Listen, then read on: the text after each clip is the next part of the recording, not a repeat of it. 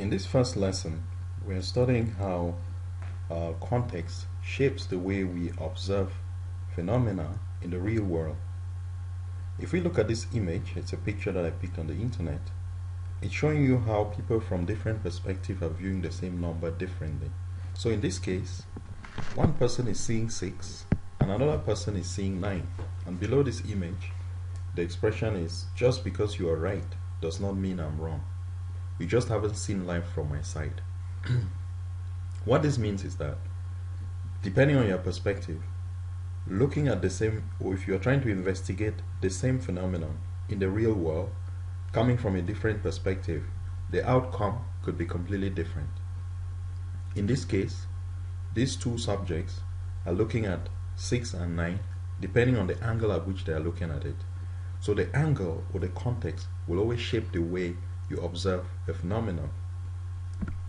And I brought an example just to back up that picture that came in the previous slide. And this is two pictures of people who are at the beach tanning. One is having a tan in the open air. The people on the right, the photo on the right, they are open, they want to get a full tan, they want their bodies brown. But the people on the left are putting on a facial mask and covering their body on the beach to protect themselves from the sun. So if you look at the way people in this society on the left go to the beach, it's completely different from the way people in societies on the right go to the beach. And the picture on the left is actually people on the beach in China, and the people on the right could be people in maybe France or somewhere in Spain, any Western society. That's how they go to the beach. To them, the people on the right, having a tan could instead be a show of wealth. It could show that you have the means to afford a holiday to a place that is warm and get a full tan. It's something that is well seen and respected in society instead. It's loved by people. But on the other hand, the people from the society on the left believe that having a tan is a show of poverty. It's a show that you're a farmer who has been working on the field, or someone who has a very difficult job. So tanning, which in one society could be seen as people like it, it also indicates to people that maybe you were from a holiday, you went to some warm island or something and you were on the beach. On the other hand, in another society, if you get a tan, it may be perceived negatively. So just depending on the context, the same phenomenon that exists in the real world could be understood differently. This brings us to two concepts. One of these concepts is true. Another concept is real. And maybe you have never really thought about it, but there is a difference between true and real. True or truth about a phenomenon that is in the real world varies from one person to another, from one nationality to another, and even if they were identical twins, their opinions about something that exists in the real world is always different. That is why, according to this diagram, I said truth varies, but reality doesn't change. Reality is out there, and context shapes the way we see reality. And that's why the context makes a Canadian's view, an American's view, a Chinese view, an Indian view, a Cameroonian, whatever nationality, the way their look on things in the real world could be very different. So context shapes truth, and there are a variety of truths, but reality is singular. There's only one reality. What makes us to view reality differently is what we call our paradigms. What is our paradigm? What is our worldview? From the previous slide, I showed you that your worldview or your paradigm, where you're coming from, can shape the way you see the world, or you see reality, or you investigate a phenomenon in the real world or in the market. And what are paradigms? A paradigm is a worldview, a way of ordering and simplifying the perceptual world's stunning complexity by making certain fundamental assumptions about the nature of the universe of the individual and of society.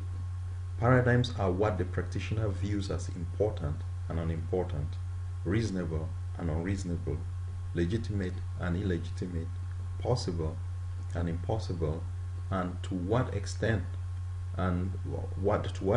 is the real, and what to consider or what to ignore. The definition of paradigms can seem a bit confusing, but if you want to look at it in a very simplified or simplistic manner, think about it as our worldview. How does our worldview shape the way we observe a phenomenon in the real world? And in social sciences, as you can see on the left, there are several paradigms, but I've isolated a few here just for this course. There is positivism on the one extreme, and there's constructivism on the other extreme. They have different precepts. There is pragmatism, which is a middle ground paradigm, and we also see critical realism, which is a middle ground paradigm. They are not at the extremes of positivism and constructivism. To summarize what I was saying in the previous slide about paradigms, let's look at the opposing paradigms. Paradigms at different opposing ends. Positivism and constructivism. And remember, paradigms are like lenses that we put on to view reality. And depending on what your paradigm or your position or your worldview is, reality will seem different. According to the positivists, people who subscribe to the positivism paradigm, they believe there's only one reality. There's a single objective reality that exists out there. That's what the positivists think. And they believe because that reality exists out there, they can use scientific methods or mathematical methods to unlock that reality. And during the process of investigating to figure out what that reality is, their own perception does not influence on what the outcome will be. But that is in total contrast to what the constructivists, those on the right, think. According to the constructivists, they think that there are multiple truths. By multiple truths, they mean everyone has their own perception of reality, which differs from one individual to another. So a phenomenon that is being investigated in the real world will end up just not, it will differ depending on who you are talking to. And they believe that there is no way you can investigate reality without your own preconceived notions impacting on the way you view that reality. That is how constructivists think. And these two opposing paradigms, positivism and constructivism, and many other paradigms of philosophies of research, are built on the backs of great philosophers. So if you think of a philosopher like Plato, he was more of a positivist in his way of thinking. And if you look at philosophers who came after Plato, like René Descartes, maybe Euclid, the author of the Euclidean geometry, these people are more positivist. They think you can use math and science to explain everything. As opposed to Aristotle, where we have other philosophers who have come on, like Immanuel Kant and maybe Roy Bhaskar and many others, constructivist kind of thinkers. Or Charles, the origin of constructivism is actually from the US. It's a group of philosophers from the US who designed constructivism. But their ideas kind of emanate from great philosophers like Aristotle. From the previous slide, we saw that there were extreme paradigms at the extreme ends, positivism and constructivism, who have a very different way of approaching any phenomenon in the real world. And in between these two extremes, there were middle ground paradigms. And there you notice that I put pragmatism and constructivism. In between that area too, I'll put critical realism. To the pragmatists, they think that there is no need trying to stick to different kinds of epistemologies. By epistemologies, epistemology is actually the position of the researcher when they are examining a phenomenon in the real world. Is the phenomenon going to impact their view of that reality? Is their preconceived notions going to impact the way they will see the phenomenon in the real world? So in positivism, the epistemology holds that the person who is investigating the phenomenon in the real world is not influenced at all by it, and they can proceed with scientific methods to unlock that reality without the reality influencing them, as opposed to the constructivists, whose epistemology is that reality ends up like the reality and the context and the preconceived notions of the researcher actually impacts their view of the real world. Apart from these two extreme paradigms which I talked about, in between, the middle ground paradigms like pragmatism is like more of, if you find methods that can enable you to find and explain the reality in the most succinct manner, or as close as it is to what real really looks like, go for those research methods. If you think that the investigated and the investigator will become part of the research, and both the investigator and the investigator are going to influence each other, but at the end you will all be able to unlock reality in a way that is convincing enough, according to the pragmatist, you can go with that. According to the critical realists, another thing they're trying to tell you is reality is out there. Reality is something we cannot see, we cannot touch, it's not tangible, but reality exists at a higher level of understanding, hence this diagram. So at a very basic level, we can use the empirical events we can observe and about reality, but at a higher level there are causal structures and mechanisms which actually are the phenomenon that we can do, are the parts of reality that we can observe to make our understanding of reality. What does that mean?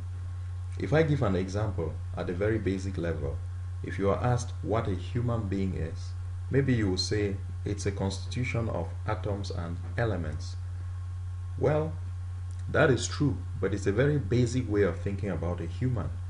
But at a second level of thinking, maybe a human is made up of organs that are interconnected and coordinating activities within a whole. That's another way of looking at a human. But if you look at a human like someone who, besides being a living being with organs that are functioning, is living within a society and exhibiting relationships between members of that society and the society itself. And it's at that level that we can understand what a human being is in its entirety, a social being, a person that is born, grows, practices a profession, exists within a community. If we are thinking about a human being at that level, then it's at that complex level that we can begin to understand what the reality of what a human being is. So critical realism is looking at levels of understanding of what reality is, levels of knowledge. So in market research, sometimes a very basic way of observing a phenomenon in the real world is something that should be discouraged. Always take a step back and make a very critical analysis of phenomena that can be as obvious as they may seem, but maybe are more complex than we think. So we need to always think out of the box as marketers. Another precept of critical realism is the fact that it says that depending on how reality reveals itself to us, it's going to shape our perception of reality, of that reality forever. And I can give you the example of a Samsung versus an iPhone.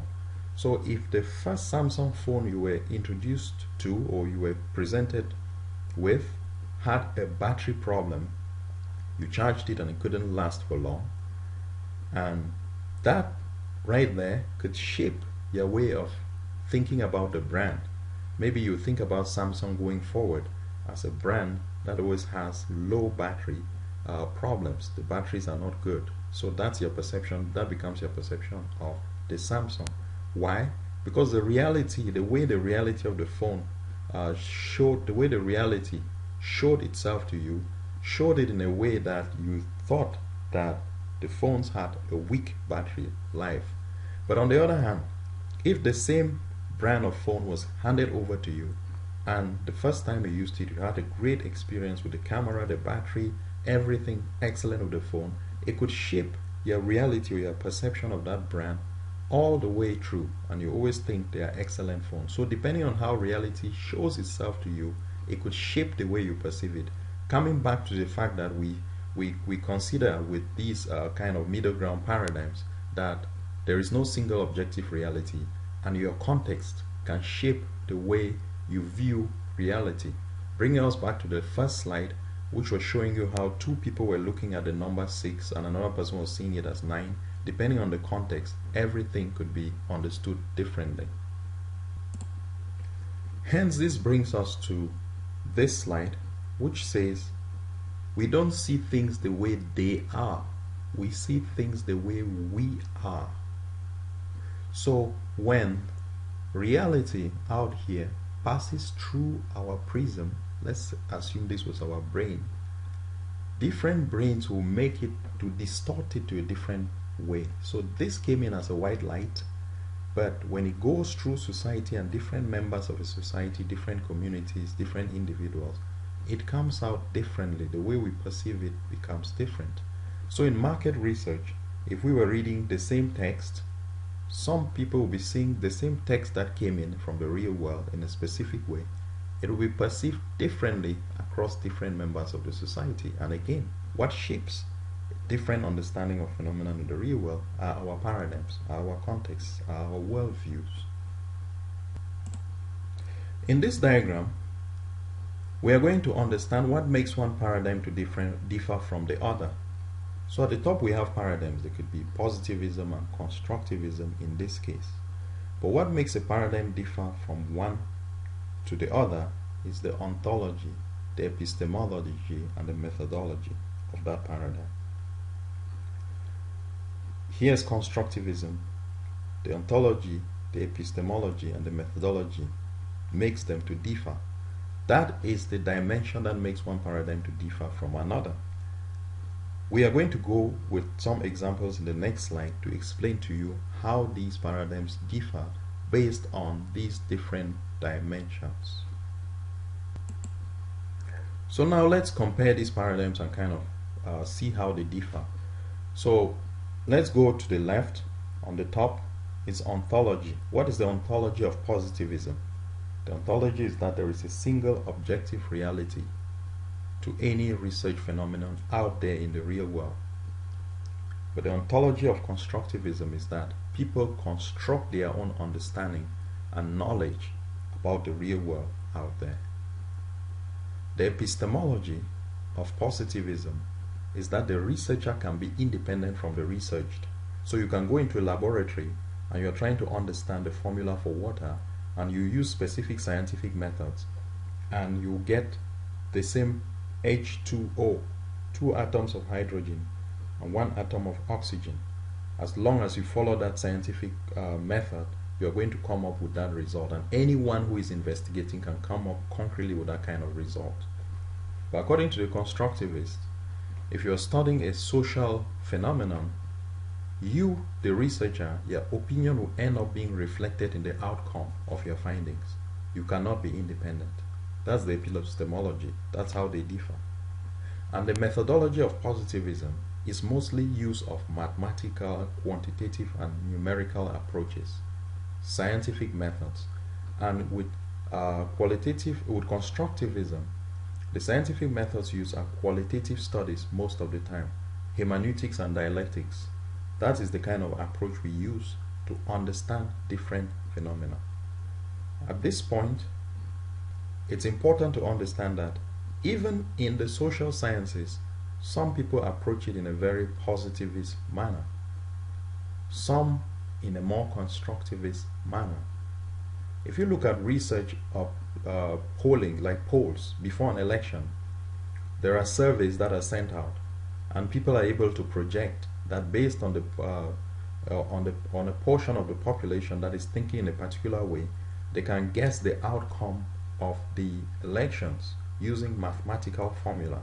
Those are people who are approaching social science research as positivists. They use statistical methods. They lay out hypotheses. They validate these hypotheses using different tests like the t-test, the chi-square. These are different mathematical methods that are used in social science research. But a constructivist rejects that kind of research with it because they think even the minority that says something different, you have to understand what the minority is saying, because maybe that is where the reality or the truth actually lies. It may lie in that small segment of the population that has a different opinion. That's what constructivists think, and they believe that you cannot generalize findings across a society and it will actually reflect the reality. But positivists think the contrary.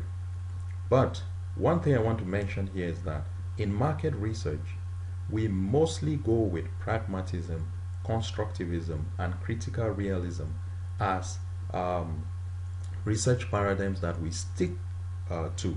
We don't go with positivism 100% because society, we cannot unlock the reality in this complex world, these complex societies in which we live, just by using mathematical formula. In a digital marketing example, I'll give you this topic where we can apply positivism as a paradigm. And the topic is how SEO ranking factors affect a website. If we look at it, SEO ranking factors are actually laid out by Google's algorithms, and there are usually like 200 SEO ranking factors according to Backlink Code. That was one source that I used, and I saw that there were 200 SEO ranking factors, and there are other authors who think there are even more ranking factors, but let's just assume that 200 SEO ranking factors, and we are trying to understand how SEO ranking factors affect the rankings of a website. If we look at it, let's pick just one factor like having keywords within the web page. We can approach that in a positivist manner to say, okay, if having the keywords 5 times within content that is 1,000 words long is a proper application of that SEO ranking factor, it's easy for me to go to a website and see if the keywords were used 5 times within 1,000 words. That is a positivist way of studying this kind of phenomenon. So for research related to maybe ranking factors on a website, backlinks, how many backlinks, the quality of the backlinks, I can easily use a positivist stance because I'll use tools that are out there on the internet to check, to assess these SEO ranking factors. I would run a site audit and it'll be able to tell me all the factors that the website is scoring positively on and those that it is scoring negatively on. And if a different researcher uses the same tool, the outcome will always be the same. This is a good example of how we can use positivist paradigm in digital marketing for the very hard scientific part of it. It's computers, it's algorithms. We can check those from a positivist stance. That was an example of how positivism can be used, because although we should not use positivism a lot if we're doing a kind of market research that was touching the society in which we live, we should also understand that positivism comes into play in some aspects, especially the maybe web development and SEO and social media and reports and engagements and PPC campaigns that we run. Those kind of reports are giving us positivist results that can be interpreted based on the epistemology and methodology of positivism. From all of what we have said about paradigms and all of what we have understood this far about our context influencing the way we view reality or phenomenon in the market, these are things we should pay attention to. Just because you read something somewhere doesn't make it absolutely correct. I'm right and you're wrong because I have experienced it firsthand. People say things like this. And people see what they wish to see and hear what they wish to hear. If we look at another author who said that people see what they want to see and hear what they want to hear, that is reality. Another statement that we have already seen in the previous slides is that we see things the way we are. Sometimes you are arguing that something is right, or you are arguing that something is wrong. But remember that it's your brain pushing you and your context, cultural, linguistic, financial, religious, many things shape our context. That may be making you to take a very strong stance. But remember, there are many sources, there are many opinions, by different authors, even in academia, even in the academic world. Very renowned professors take a position, but other very renowned authors take a contrary position. And that's why there are different paradigms, and there are different researchers who subscribe to different types of paradigms.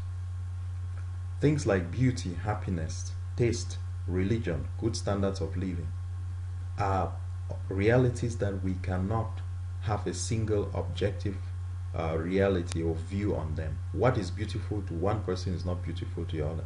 What is tasteful, good food to one person is not good food to another. So these are some major takeaways in this course. You should reflect on this and think about it, so that when next you see a marketing research topic, you should be able to take a step back before running to or rushing to conclusions. Talking of research topics in online marketing, you may be confronted someday with topics like this: understanding the engagement rate of social media posts, the case of image posts versus text posts. You may be given a research topic like this. What position will you take? What assumptions will you make? Understanding how emotional triggers affect ad campaign performance. Advertising campaigns that strike a negative emotional feeling get more views than ad campaigns that are funny. Those can be statements that are thrown out. But you, as a researcher, as a marketing expert, you have to go in and find that out. Website usability and its impact on marketing. How customer relationship management increases the lifetime value of a customer. Factors affecting customer perception among web hosting companies. How website speed affects the bounce rate of a website. These are good examples of online market research topics that you could come across. There are many more that we could be studying, or you may be asked to research on in the future, in your future career. And on that note, I've come to the end of this presentation on paradigms, and we'll be seeing how these apply in different aspects of the course. Thanks for listening up to this point.